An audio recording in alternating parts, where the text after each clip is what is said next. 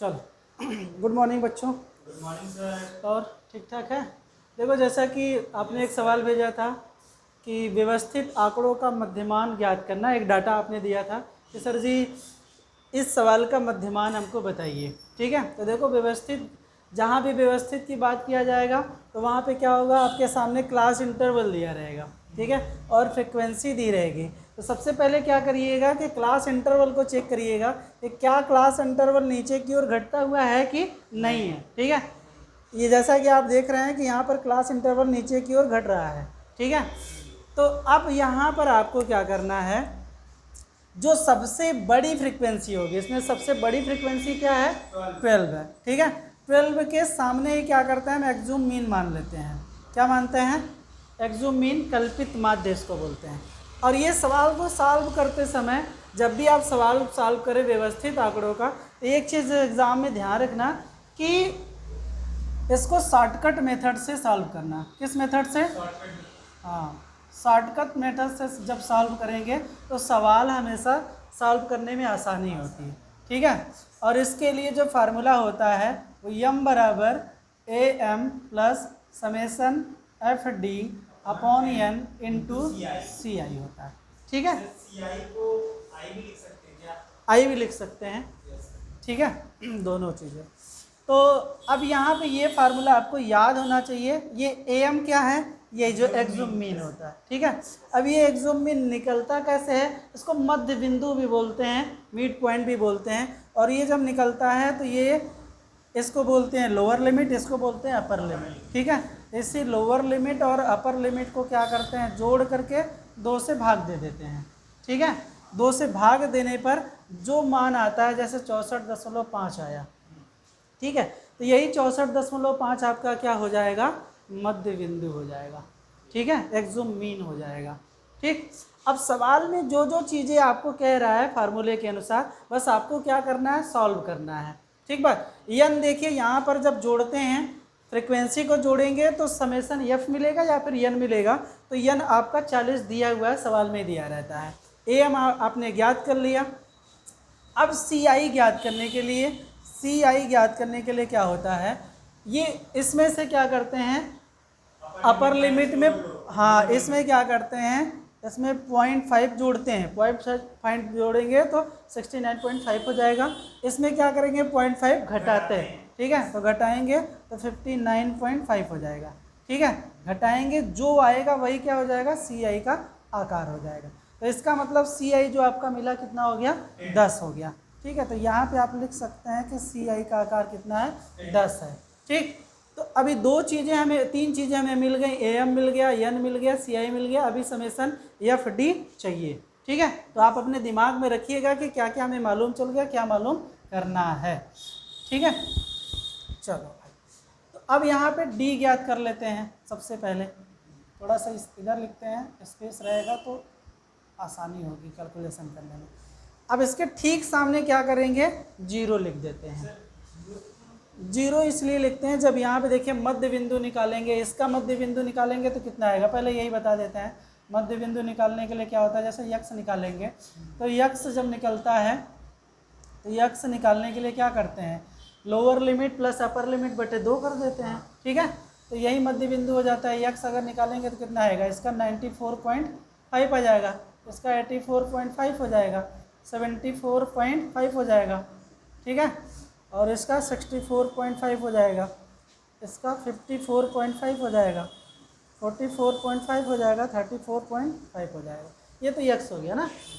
अब यहाँ पे जब डी निकालते हैं तो डी निकालने के लिए क्या करना पड़ता है आपको, यक्स माइनस ए एम, हाँ एक्जूम मीन, माइनस सी आई करते हैं। ठीक है, तो यहाँ पर जब देखिए, जैसा मैं आपने कहा कि यहाँ 0 क्यों लिखते हैं ना, जैसे x की वैल्यू क्या है, ये है 64.5 माइनस एक्जूम मीन कितना माने हैं, तो यही निकला है ना, तो 64.5 अपॉन क्या, 10। ठीक है, तो ये माइनस हो जाएगा, कितना आएगा, 0 आएगा।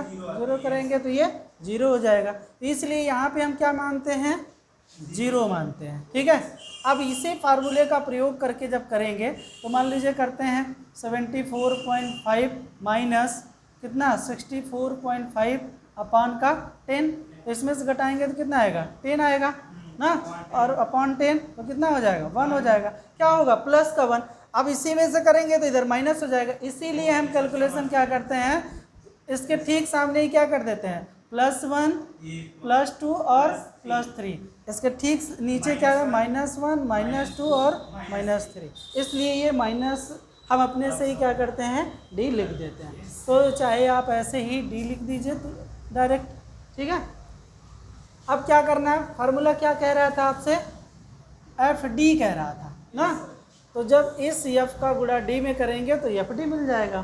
ठीक है, हाँ तो कर दीजिए पहले, 9 हो गया, 10 हो गया, 6 कम 6 हो गया, और ये 0 हो जाएगा, ये माइनस का 8 हो जाएगा, ये माइनस का 8 और 6। आप चाहें तो डायरेक्ट समेसन एफ डी निकाल सकते हैं, या फिर इसको माइनस में जोड़ दीजिए, प्लस का प्लस में जोड़ दीजिए, इस तरीके से भी आप कर सकते हैं।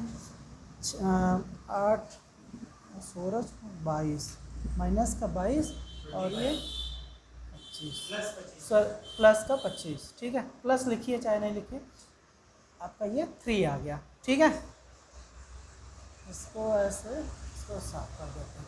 अभी हमें फार्मूले में जो चाहिए वो मान हमारे सामने मिल गया। ठीक है, सारा मिल गया। अब देखिए फार्मूला बस जो यम है उसके ए एम प्लस दिख रहा है ना, summation F D upon N into C N, बस मान जो था आपने ज्ञात किया था उसको क्या करिए फाइंड आउट कर दीजिए। यहाँ से एक्सुम मीन हमने क्या माना था 64.5 प्लस एफ डी का मान आया हुआ है यहाँ से 3, एन कितना है 40 इंटू सी आई कितना है 10, काट दीजिए, 0 0 काटेंगे 4 हो जाएगा। ठीक है, अब 64 इसमें भाग दे दीजिए, और 4 का जब 3 में देंगे तो कितना पहले 7 चौक 28 7 बढ़ जाएगा। ठीक है, अब इसको क्या करिए +7 5 को जोड़ दीजिए, 5 7 5 12 2 और 65। ठीक है, तो यम बराबर 65.25, यही आपका क्या हो जाएगा मध्यमान हो जाएगा। ठीक है, तो आपको ध्यान रखिए जब भी प्रोसेस आपको ध्यान में रखना पड़ेगा कि क्या करना है, सबसे पहले इसको ध्यान में रखिए।